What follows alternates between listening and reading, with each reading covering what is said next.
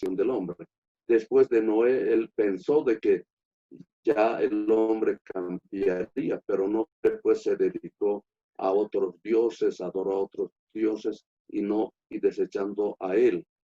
Entonces, en este tema, escoge a un hombre que es Abraham, que vivía en la tierra de los caldeos en Ur, y a él le llama y le dice que vaya, que le va a llevar a una tierra que le dará por herencia a todos sus descendientes. Y Abraham hace caso. Bueno, es interesante estudiar la vida de Abraham, cómo él se va hasta Aram, él se va con su padre, con su sobrino Lot, y ellos van hasta la tierra de Canaán. Y ahí Abraham es bendecido. Abraham es escogido por Dios porque en él levanta la maldición que puso al hombre. A partir de Abraham es que de toda su descendencia llegaría a nacer el Redentor, el Salvador, a partir de Abraham. Y a partir de Abraham también nacería un pueblo que sería un pueblo físico, un pueblo territorial, que es Israel. Y a partir de Abraham también dice claramente de que en él serán bendecidas todas las familias de la tierra, todas las familias de la tierra.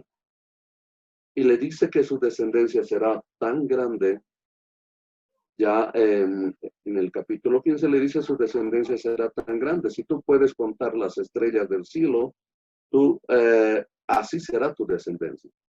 Y es ahí donde lo dice, pero yo no tengo problema, ¿no? Entonces, Abraham se constituye, por lo tanto, en el referente más importante para lo que es el plan de salvación de Dios. En Abraham ya está definido que nacería un pueblo territorial físico, pero también un pueblo espiritual, producto del sacrificio de su Hijo, de Dios, de Jesús. El sacrificio de él, la crucifixión, resurrección, o la muerte y resurrección, y va a producir a un pueblo espiritual que no tendría fronteras, no tendría territorio. Y eso somos nosotros. Es el pueblo cristiano. De ahí ya Dios definió en Abraham. Por eso que nosotros somos hijos de la fe. ¿Por qué? Porque por fe Abraham fue tomado por justo, o sea, fue justificado. Si leemos el capítulo 15, versículo 5, está porque él ha creído en Jehová, ha creído en Dios, entonces ha sido tomado por justo, o sea, ha sido justificado.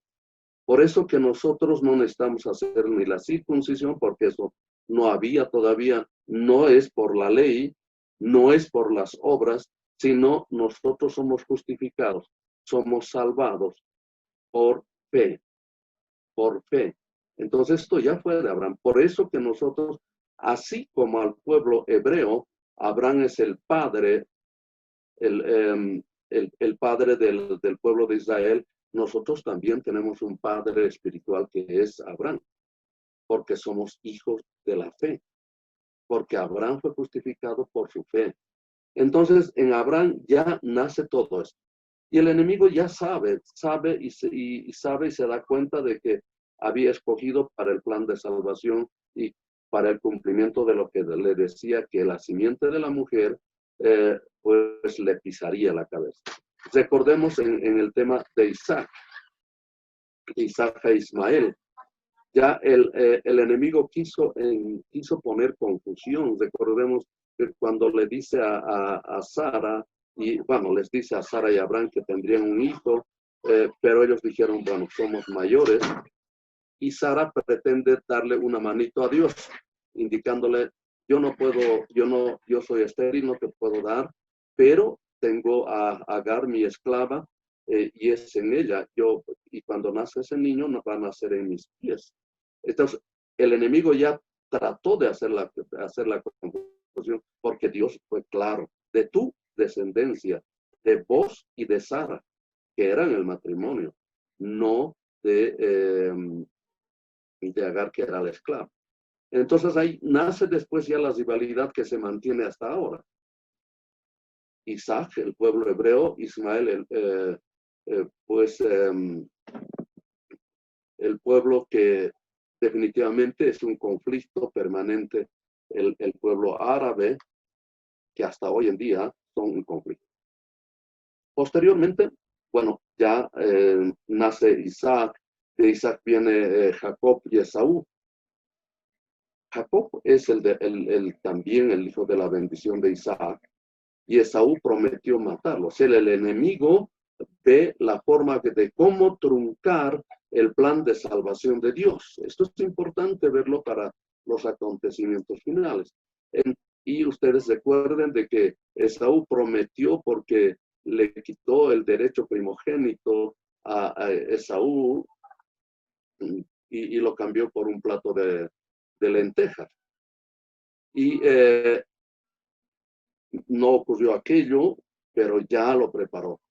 De toda esa descendencia que hubo de Jacob, de los hijos de Jacob, las tribus de Israel, etc., pues viene David. David estaba también señalado que de la descendencia de David llegarían a ser el Señor de señores, el Redentor.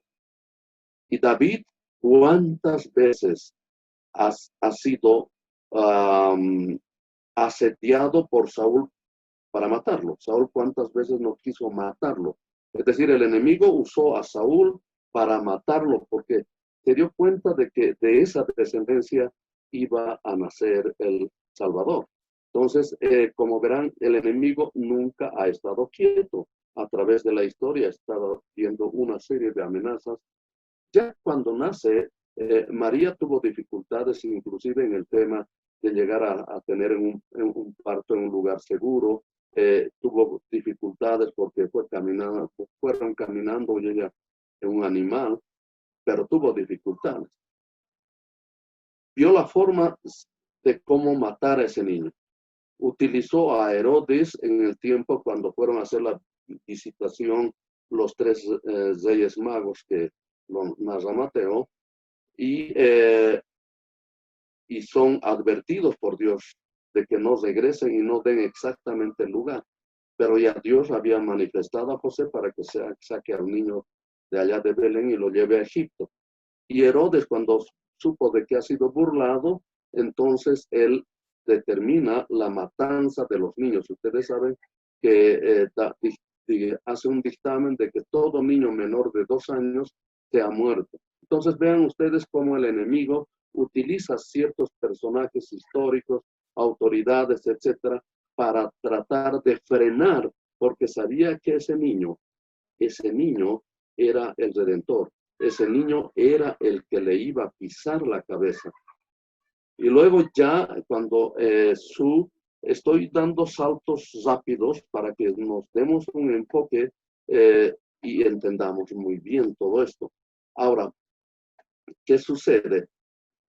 Ya en el tiempo de su ministerio terrenal de Jesús, cuando ya llega al final, Él es el que prepara todo. Él utiliza a Judas, entra en su corazón para traicionar a Jesús, de manera que pasa un calvario pero terrible, humillaciones, azotes, etcétera, porque su intención era matarlo. Entonces, cuando es crucificado Jesús y cumple, y antes de morir dice, todo está consumado. El plan de Dios para la salvación del hombre fue consumado en ese momento, porque Él cargó todos los pecados. Pero el enemigo pensó de que Él había triunfado. Con la muerte de Jesús, dice, murió el que tenía que pisarme la cabeza, y Él se sentía triunfador.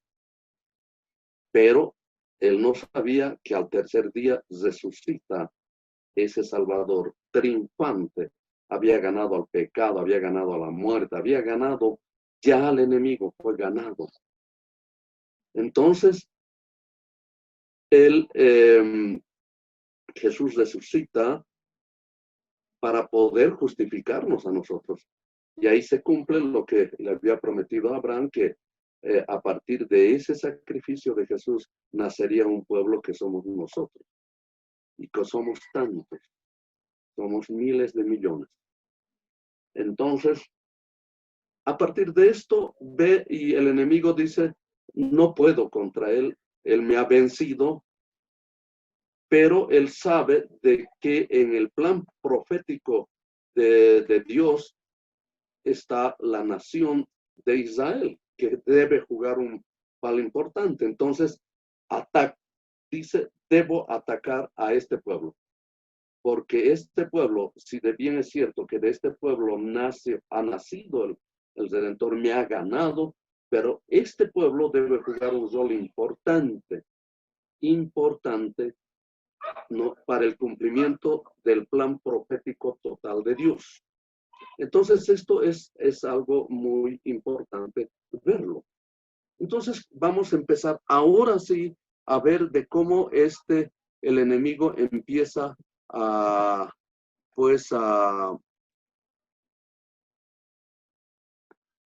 atacar a Dios. Primero vamos a ver Israel, sí es un pueblo escogido, Dios lo escoge desde Abraham, está muy claro, y hay muchísimos pasajes donde dice en Éxodo, por ejemplo, 19:5, ahora pues, si dieres oído a mi voz, le dice a los hebreos, y guardaréis mi pacto, vosotros seréis mi especial tesoro sobre todos los pueblos. Es decir, de todos los pueblos del mundo, el que fue escogido realmente es Israel, porque mía es toda la tierra. En Deuteronomio 14:2 dice, porque eres pueblo santo a Jehová tu Dios, y Jehová te ha escogido para que le seas un pueblo único entre todos los pueblos que están sobre la tierra. O sea, Israel es un pueblo escogido, es un pueblo de Dios, es el pueblo donde se va a cumplir todo el plan de Dios. No solamente se cumplió ya el nacimiento del Redentor, se cumplió, pero los otros planes, los planes que tiene Dios para para el cumplimiento final, Israel juega un rol muy importante.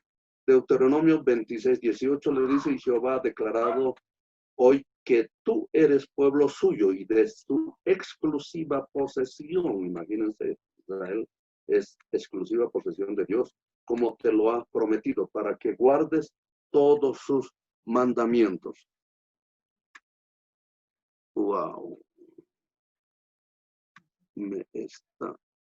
Ya.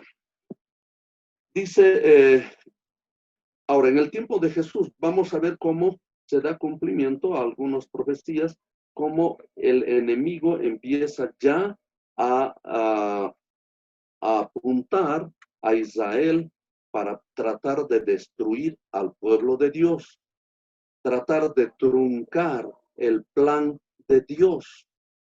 Entonces, en Mateo 24:1 dice, cuando Jesús salió del templo y se iba, se acercaron sus discípulos para mostrar los edificios del templo. Mateo 24:2 dice, respondiendo, él les dijo, ¿veis todo esto? De cierto os digo que no quedará aquí piedra sobre piedra.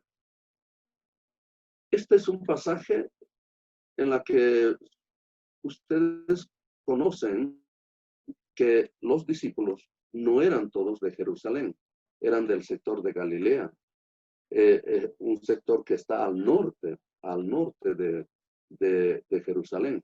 Por supuesto que ellos vieron aquello y estuvieron asombrados porque nunca habían visto edificaciones tan importantes.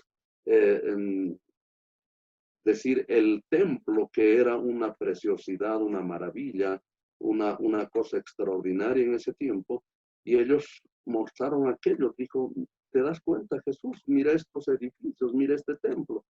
Y él les dijo, ¿veis todo esto? De cierto os digo, que no quedará acá piedra sobre piedra.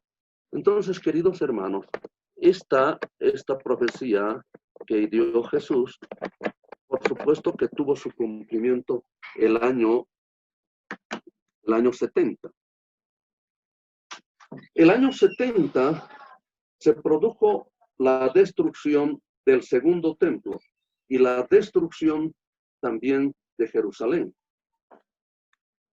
En realidad, para llegar a esto, ya la sublevación fue años antes. Se sublevaron, ¿por qué? Porque dice en la historia, sobre todo es muy bueno leer el libro de Josefo, en el libro donde tiene las guerras judías, ahí nos narra, pero con una precisión muy importante. Es decir, los gobernadores romanos que estaban en Palestina, mejor dicho, en Israel, ellos eran muy abusivos. Entre ellos se da un nombre de Floro, el gobernador Floro, que codicioso, porque ellos les imponían unos impuestos, pero no conforme con estos fue y saqueó los tesoros del templo. Esto no lo soportaron, una sublevación grande en varios años antes. Ahí incluso estuvo el padre de Tito Vespasiano, que vino a tratar de controlar, y ahí se produce en ese tiempo la muerte de Nerón. Ya en ese tiempo también, ya en el año 69 aproximadamente, el general Vespasiano, padre de Tito, es proclamado como emperador. Y como ya en su condición de emperador le dice a su hijo que vaya y controle la revuelta que había en Jerusalén. Él viene con 4 legiones inicialmente, que se le une una quinta legión. Se dicen que eran como 60,000 efectivos entrenados para la guerra, y hacen un asedio, sitian prácticamente Jerusalén desde el 14 de abril, y la toma se produce el 8 de septiembre del año 70 después de Cristo. A la cabeza del general Tito Vespasiano. Fue una verdadera masacre, terrible. En 6 meses que estuvieron asediados, por supuesto que mucha gente murió de hambre, mucha gente murió de sed, mucha gente entró en una crisis. Es decir, había un momento de incertidumbre como la que estamos viviendo ahora, ¿no? Entonces se mataban unos a otros, etc. De acuerdo a los datos que hay, murieron cerca de 1 millón de personas, entre niños, ancianos, mujeres. No los mataban a los más jóvenes para llevarlos de esclavos. Y realmente sí se cumplió lo que dijo Jesús, que no quedaría piedra sobre piedra. Y a partir de esto inicia también lo que es la gran diáspora. Lo más triste de esto es que Israel deja de ser nación, dejan de ser país, es decir, los judíos a partir de esto ya no tienen patria, pierden su patria, pierden su nación. Esto fue lo más terrible que aconteció. Ahora,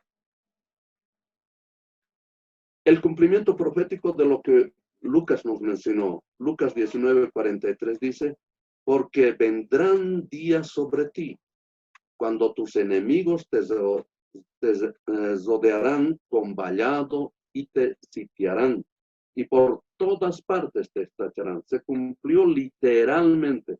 Eso es lo que ocurrió. Por 6 meses fueron asediados, por 6 meses fueron estrechados más y más. Por 6 meses tuvieron que soportar lo más terrible de lo que es el hambre y la sed. En Lucas 19:44 dice, y te derribarán a la tierra y a tus hijos dentro de ti, y no dejarán, miren lo que dijo Jesús, y no dejarán en ti piedra sobre piedra, por cuanto no conociste el tiempo de tu visitación. Literalmente ocurre esto porque mueren allá, caen en tierra, y a los muertos lo que hacían eran botarlos a través de la muralla que existía. Israel tenía mejor dicho, Jerusalén tenía en ese tiempo 3 murallas muy importantes. Era casi impenetrable. Por eso que no pudieron entrar fácilmente. Y se defendían, pero se defendían como verdaderos leones los judíos. Entonces los muertos eran echados por encima de los muros. No quedó piedra sobre piedra, por cuanto dice, no conociste el tiempo de su visitación. Cuando dice la palabra que a los suyos vino y los suyos no lo recibieron. ¿No es cierto? Ahora, ¿por qué no quedó piedra sobre piedra?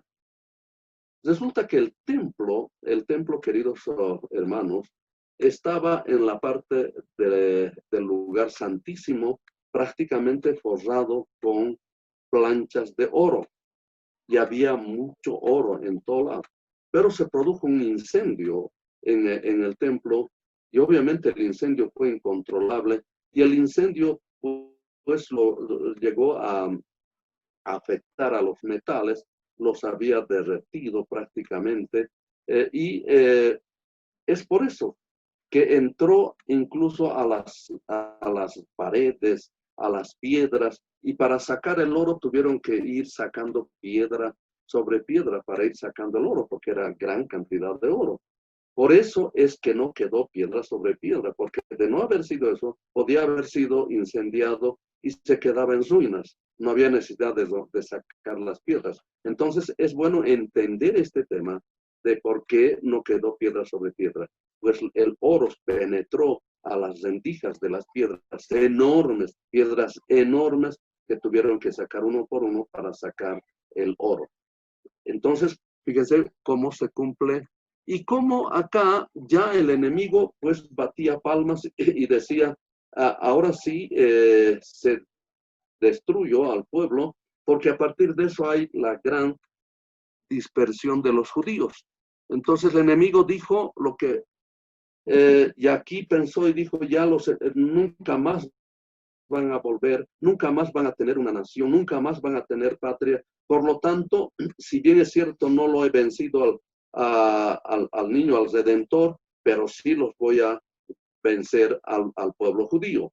El enemigo estaba claro en este sentido, él estaba muy seguro de que el pueblo judío jamás iba nuevamente a agruparse y tener nuevamente nación. Este de la gran diáspora también se cumple la profecía.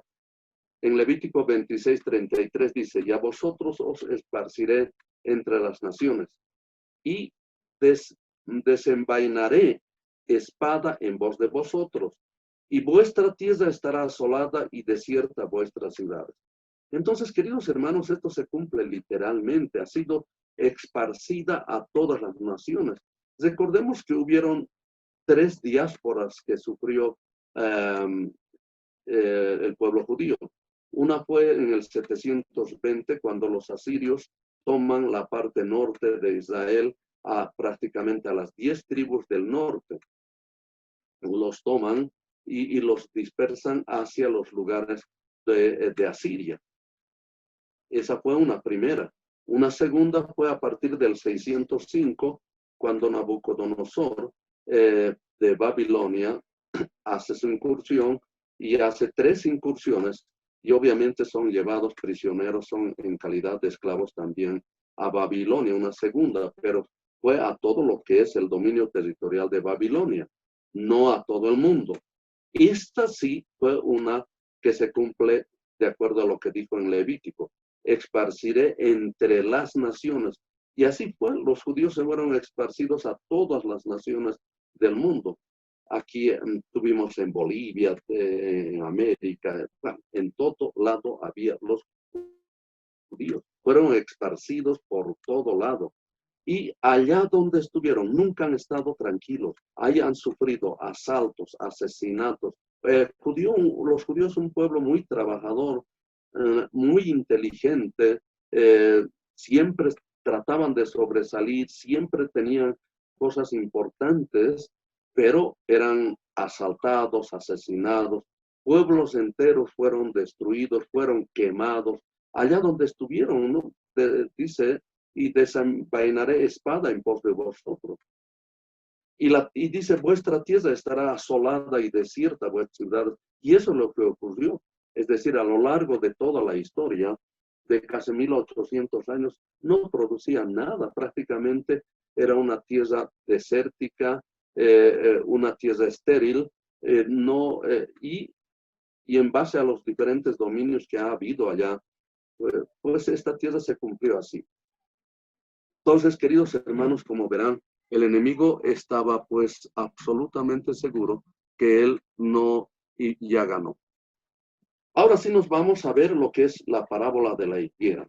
Jesús había dicho en Mateo 24:32, dijo, de la higuera aprended la parábola.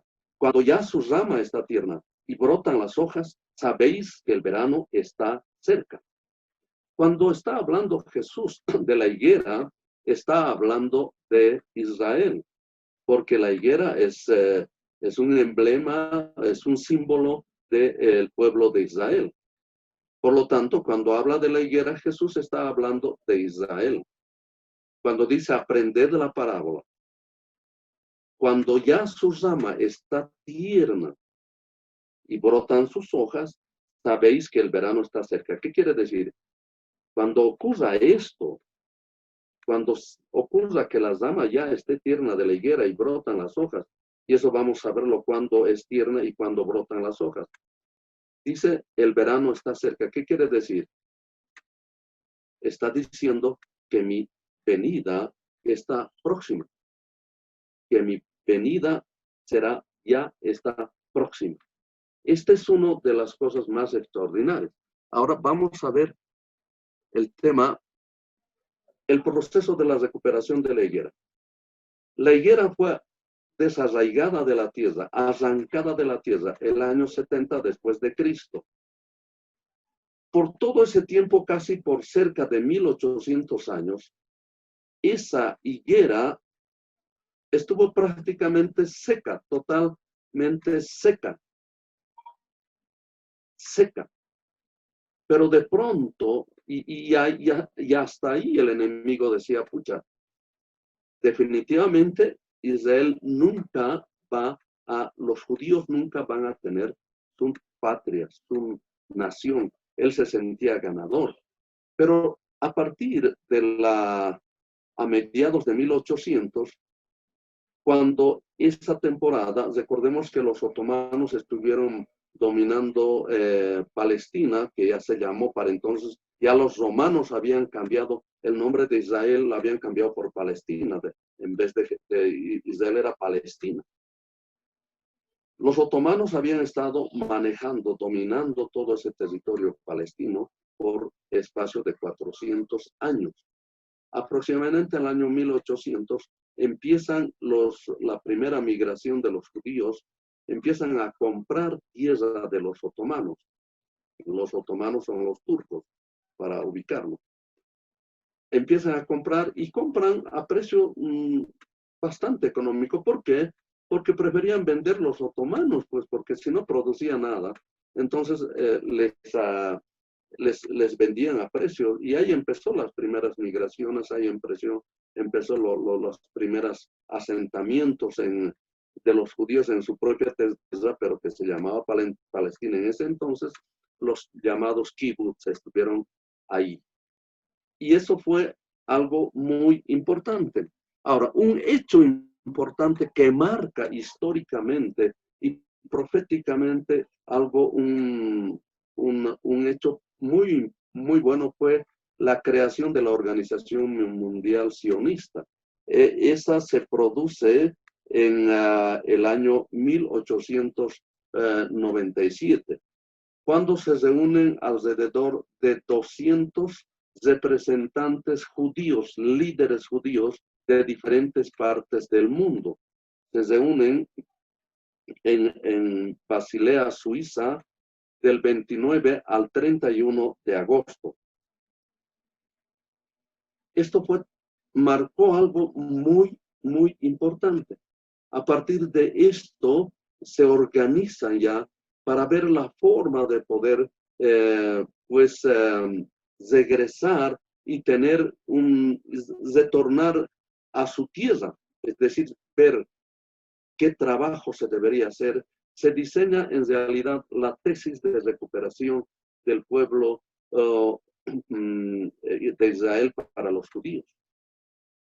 Aquí empieza todo. Aquí empieza a diseñarse, se organizan, se forman comisiones, se forman directivas, se organizan también los aportes económicos que deben hacer para que esta organización se mueva, haga lobbies políticos, sociales, económicos, etcétera, con diferentes organizaciones y países más importantes de ese entonces. Y a partir de esto, entonces, se forma una poderosa organización llamada la Organización Sionista, la OMS. Y una de las cosas de relevancia de esta es que también aquí se da curso a lo que es, por primera vez, el Hatikvah, que es el himno nacional de Israel. Se aprueba el Hatikvah como himno nacional de Israel, que hasta hoy es el himno de Israel. Entonces esto marca un hecho importante porque aquí empieza a moverse. Luego otra de las cosas importantes es la declaración hecha por Balfour el 2 de noviembre de 1917. ¿Quién era Balfour? Balfour fue el ministro de Relaciones Exteriores del Reino Unido, de Gran Bretaña. Dentro de esto, en esa declaración decía de manera muy textual, decía que el Reino Unido apoya la restauración de un hogar para los judíos en Palestina. O sea, fue una declaración pública que decía que el Reino Unido apoyará todas las iniciativas de restauración de un hogar para los judíos en Palestina. Esta fue una declaración que sin duda sonó pues algo, un aliciente y algo que alentó enormemente a lo que fue el proceso, por ejemplo, de migración. Obviamente los árabes lo tomaron, pero de la manera más, es decir, rechazando tremendamente. Pero esto es importante porque a partir de esto se produce algo muy significativo. Recordemos la Primera Guerra Mundial. La Primera Guerra Mundial que empieza el año 1914 y termina el año 1917-18. En realidad, el año 1917, el ejército británico, pues en una guerra en Palestina, derrota a los otomanos. Los otomanos son expulsados de Palestina. Por lo tanto, se quedan ahí en la administración de Palestina los británicos. Y los británicos, producto de esa declaración de Balfour, permiten el retorno, la migración de importantes grupos de judíos. Cuando termina la Segunda Guerra Mundial en el 1918, ya para entonces las Naciones Unidas de allá confieren oficialmente al Reino Unido la administración de Palestina. Y ahí se producen las migraciones más importantes, ahí empiezan a venir más cantidad, es decir, se da, pero hay una tenaz oposición de los árabes que permanentemente hacen una serie de revueltas, hay asesinatos y una serie de cosas.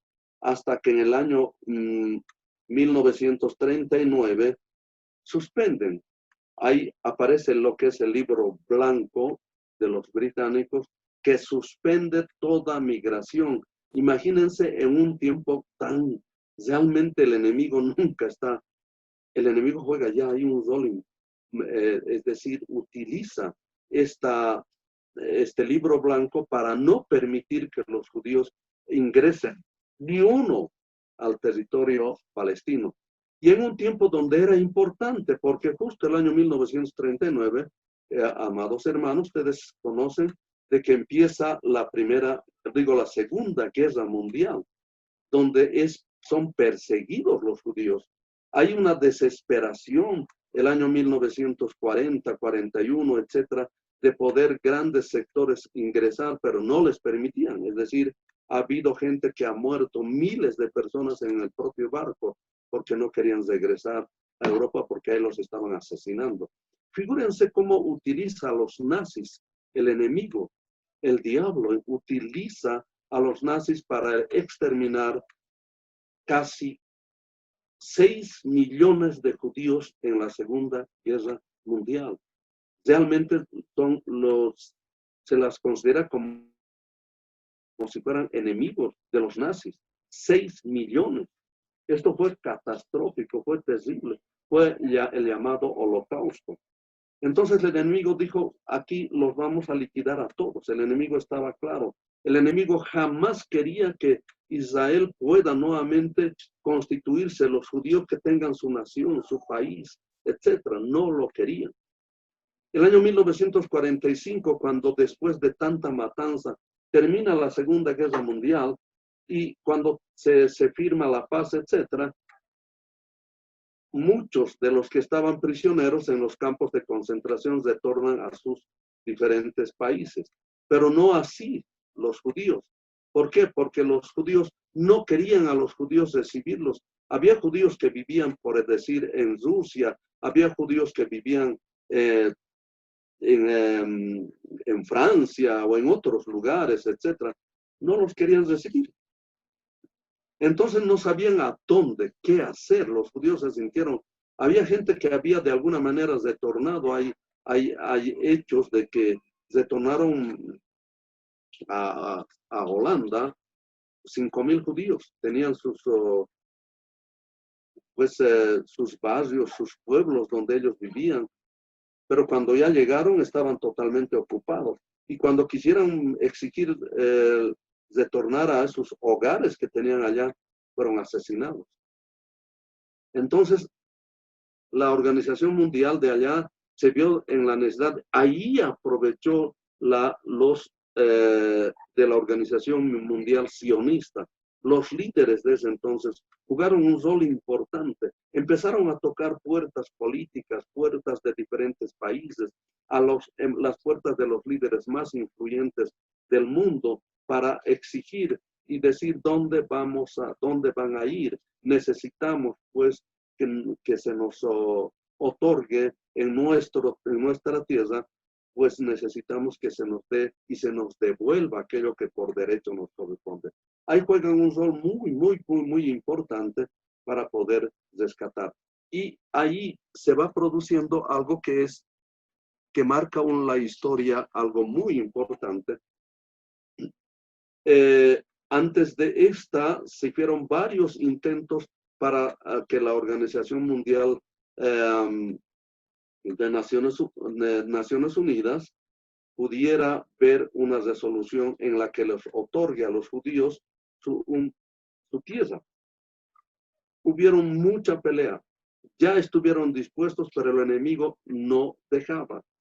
Países que ya estuvieron comprometidos para votar a favor, no lo hicieron a último momento. Hubieron muchas cosas, pero aquí jugó un rol importante los Estados Unidos, jugó un rol muy importante para poder ahí, entonces por la Unión Soviética, etcétera. Y se produce por fin lo más histórico, es decir, aquí fue derrotado también el enemigo, la resolución 181 de la ONU, que fue el 29 de noviembre de 1947. Vamos a escuchar Los radios están encendidos. Hay nervios fulminantes, pero también optimismo. Este es un video histórico. Este es un video de ese entonces.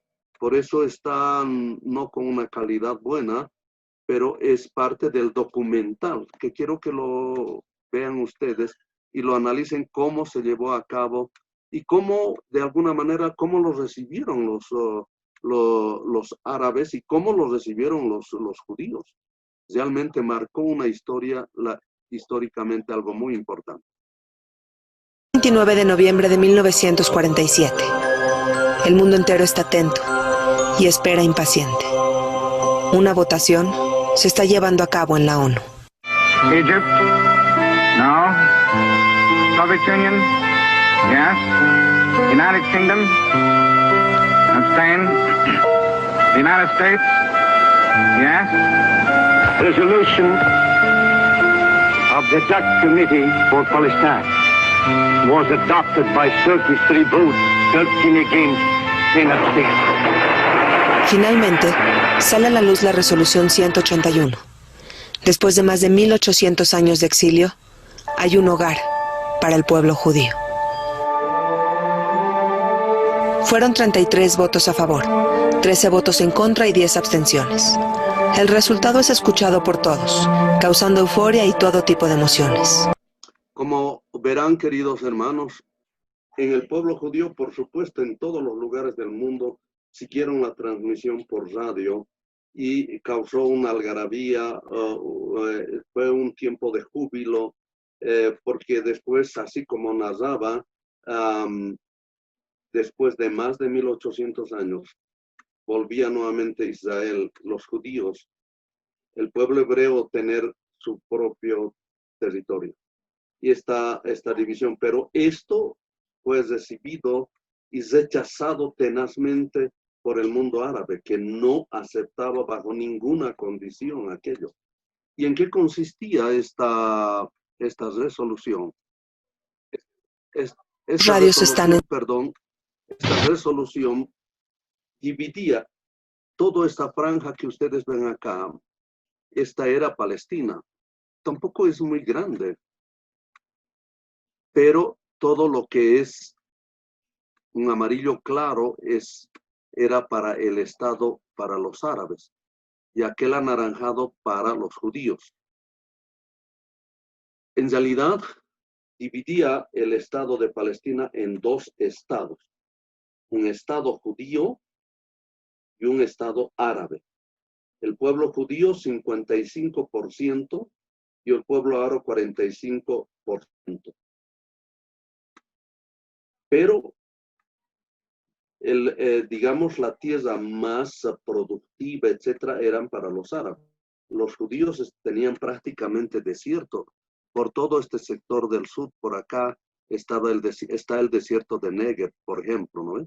Entonces, pero los recibieron con mucha algarabía porque por fin podían tener un estado propio los judíos. Como ustedes verán, algo que es necesario puntualizar, aquí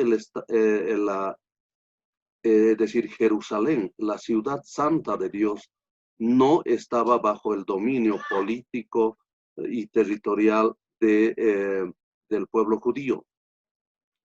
Estaba bajo el dominio territorial de los árabes. Cierto que administrativamente era la ONU para evitar conflictos, porque este es el punto neurálgico para todo lo que es las profecías. Aquí también trató del enemigo de ver de que